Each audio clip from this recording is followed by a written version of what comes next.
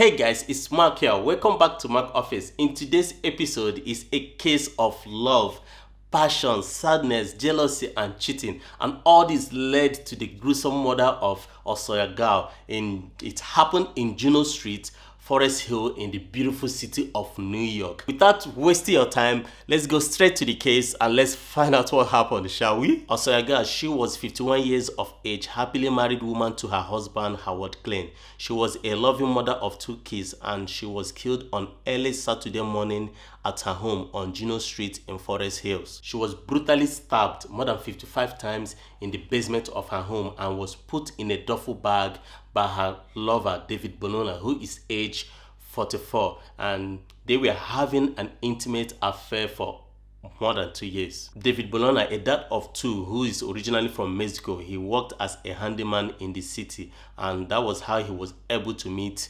Mrs. Gaal, working in her house as a handyman for her, and that was how their tragic love affair began. On a Friday night, April the 15th, Mrs. Gaal, she attended a show at Nikon Center.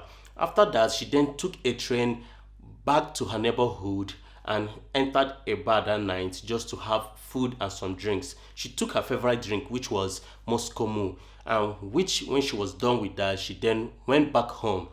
Prior to the incident, the 2 of them, which is Mrs. Gaal and David Bonona, they've been having off and on love affair. Sometimes they've been having fights all the time. They have been fighting on the phone, they've been having arguments, and they have not been in good terms for so long, and they have broken up so many times. And that night, David Bonona then came to her house.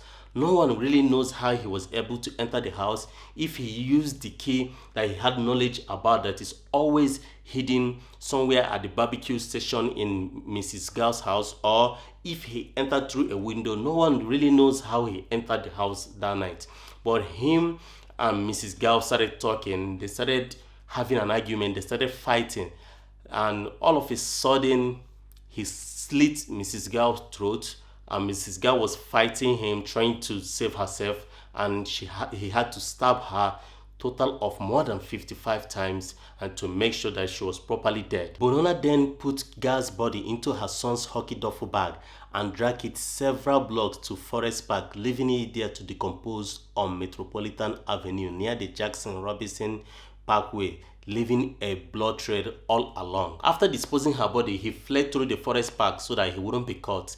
Early the next morning, her body was discovered by a man who was walking his dog. His dog was literally going to where the duffel bag was and was barking. So the man was surprised. When the man got to the bag, he then saw blood dropping from the bag. So he was still in shock, wondering what could be in the bag. And when he unzipped the bag, he then found out that it was a woman's body. At first, he thought it was like a child's body.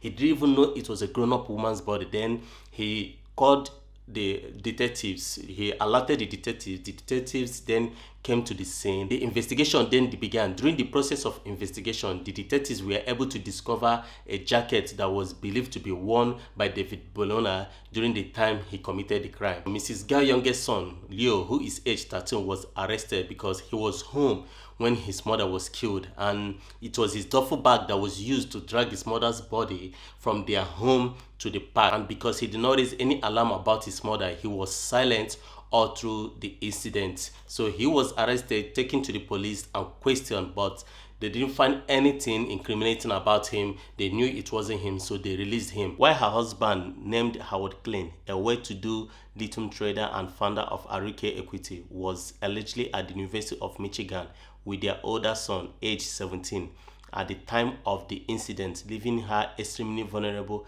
as there was no one to defend her. The icing on the cake that helped to solve this case was a written household memo, boldly written by Mrs. Gaal and placed on her refrigerator: "Get a new handyman." David Bonona was later arrested by the police. He walked up to them by himself, stating that he noticed they have been following him.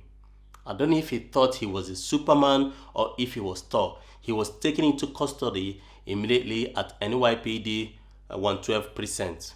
The handyman charged in the murder of a mother of 2 from Queens back in court today.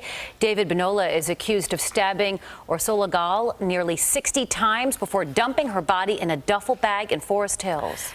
During the questioning, he boldly tried to divert the detectives, mindset towards other suspects. He was mentioning different people's names, trying to convince them that these people could be the people that committed the crime. But all the evidences that the detectives have gathered was shown to him, and he looked at it and he felt emotional. He fell down, he confessed to the crime and said that he was the one that finally committed the crime. During the interrogation, he said his intentions of going to Mrs. Gaal's house that night was to ask her why she gave him HIV. Then when he got to the house, he knocked. He was let in by Mrs. Gaal, and he asked her, why did you give me HIV? She said she does not have HIV, and that how can she give him HIV when she does not have HIV? Then she got a call and he got sad. David Bonona got sad that who is that? Because the call she was on was a man she was on call with, and the man was asking her to come over to her house. So she got the call and she told David, I'm leaving the house, I'm going to see another guy. So he got angry, and Mrs. Gaal then grabbed a knife, threatening him to leave the house or she would kill him. He then, out of betrayal, bounced on her, took the knife from her and slit her throat. But Mrs. Gaal kept fighting back and fighting back. He doesn't have any other option than to keep stabbing her repeatedly. And this was his stupid story to the detectives. Like, what kind of story is that? I don't know. For me, I don't know. This is hatred. There's a bit of passion in it. Not a bit, there's a lot of passion in it. It's hatred, passion, bitterness, jealousy. And how can you repeatedly stab someone over 55 times? Some people don't have a soul.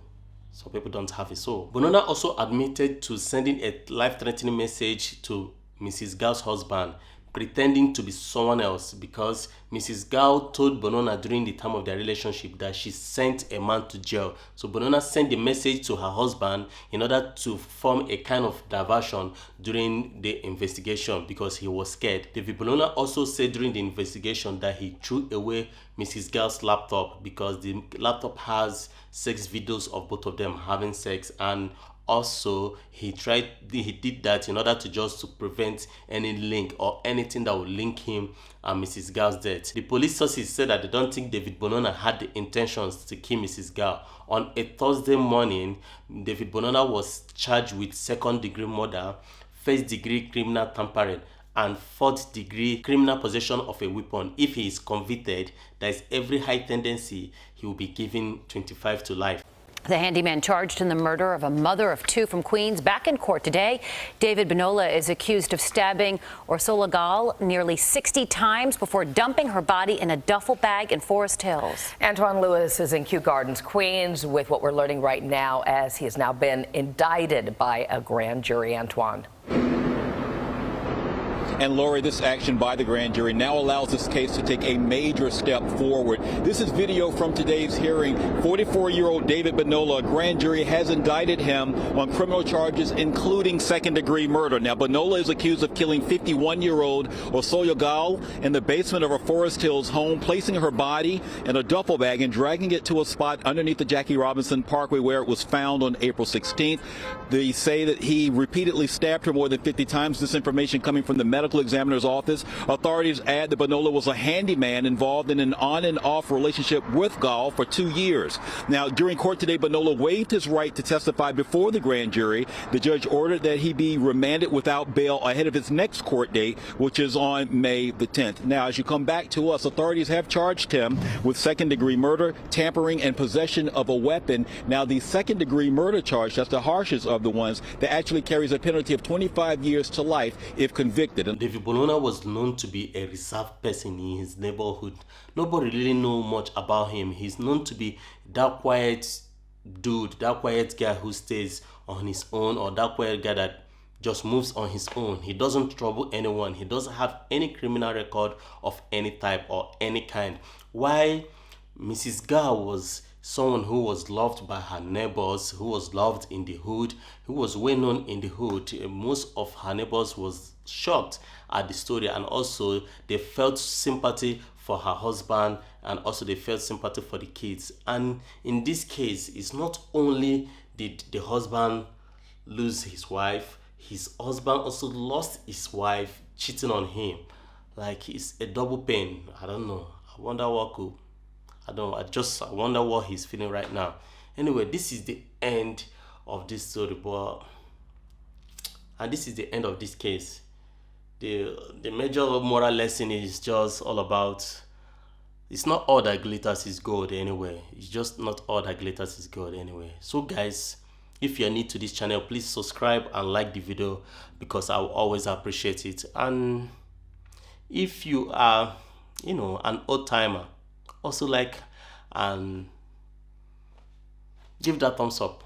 Just give it and comment down below, because I will also appreciate it. And this is where I'm going to wrap up today's video, which was already wrapped before. So you guys take care out there and remain blessed, and be careful and protect yourselves and your family.